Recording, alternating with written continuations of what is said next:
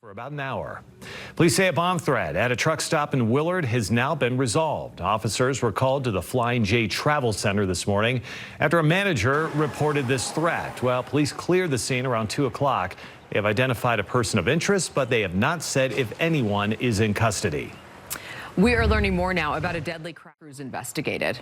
Man's dead after a police shooting in Sandy following what officers say was a domestic violence call. 2 officers involved have now been placed on administrative leave as this investigation gets underway. Police say the shooting happened on Sunday afternoon near Shady Meadow Drive.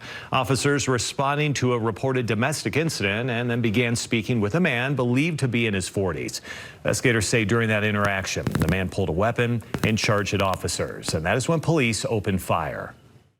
My officers made contact with a male at his residence. My officers were attempting to engage in conversation with that male when he pulled a weapon from his lower leg and charged at the officers. Officers provided medical aid until paramedics showed up and took the man to the hospital where he later on died. Police have not released his name and say details about the domestic situation remain under investigation. West Valley City Police Department is now handling this investigation. Tragedy in Provo over the week For the shooter. First up, we are tracking developing news coming out of Willard, where a bomb threat forced the evacuation of a gas station. You can be a part of it. Coming up. Live and streaming. This is KSL News at 5. Good evening. A large police presence at the Willard Flying J travel stop today after a bomb threat. Yeah, the gas station was evacuated for a couple of hours after the managers of the store called 911. Willard police saying that they have a person of interest and there is no threat to the public or any other businesses right now. Willard Police, Willard Fire, Utah Highway Patrol, Box Elder County Fire Marshal, Weber County Sheriff Office, all of them responding to this. Search and rescue crews helping to get a man off of a mountain to act. For weeks, TSA officers have worked without pay. At least 400 have quit, many more calling in sick since the partial shutdown began. And at Salt Lake International, a food pantry has been open to help TSA officers. This is something the airport has done before in other government shutdowns. It is everything from toilet paper to cereal, even meat. There's also gift cards the agents can use for gas or anything else they may need. The airport buys new stuff every single week, but they are also asking for the public to help out. So if they want to drop off things at our touch and go store, which is located in our park and wait lot, we have a big blue bin there. They can do that. We also have a blue bin at our visitor information desk, which is located on the 2nd level of the terminal.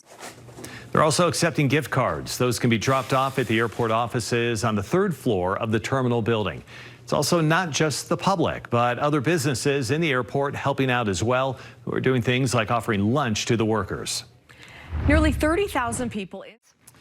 Big disruption for a busy truck stop in Willard today. Crews responding to a bomb threat just around noon inside of a Subway restaurant at the Flying J Eagle station.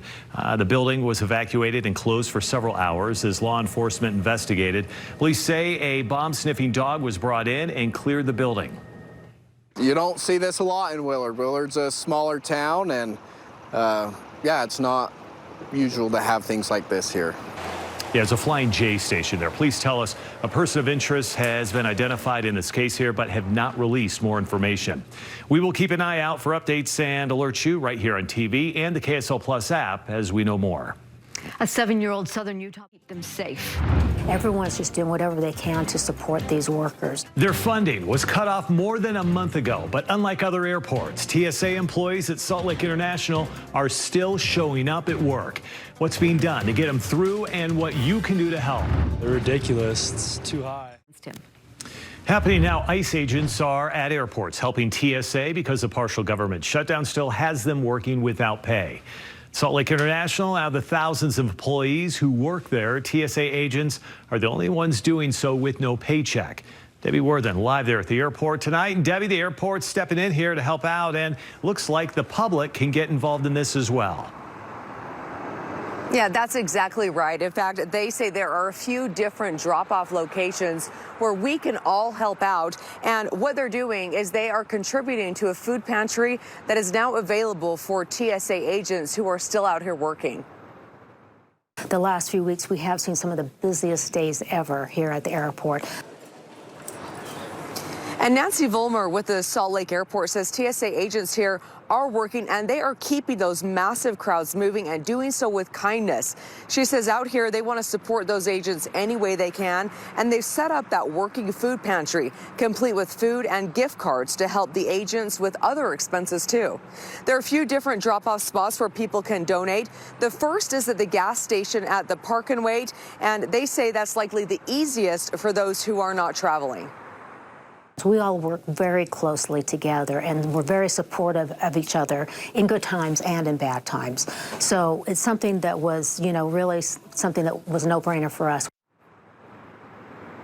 Now, if you would like more information, the airport has all of the details on their website, which is slcairport.com. Vollmer also says that they have plenty of room for donations, and they even recently purchased a freezer so they can take some of those those perishable items like meat, and they're really hoping to help out these TSA agents while they are working without pay, and they say there are a lot of ways that we can all help out as well. I'll send it back to you. Yeah, it's good to see people are reaching out, and there are ways to do so. Can't imagine just working all those hours and those days and just not getting a paycheck. So, Debbie, thank you. According to Israeli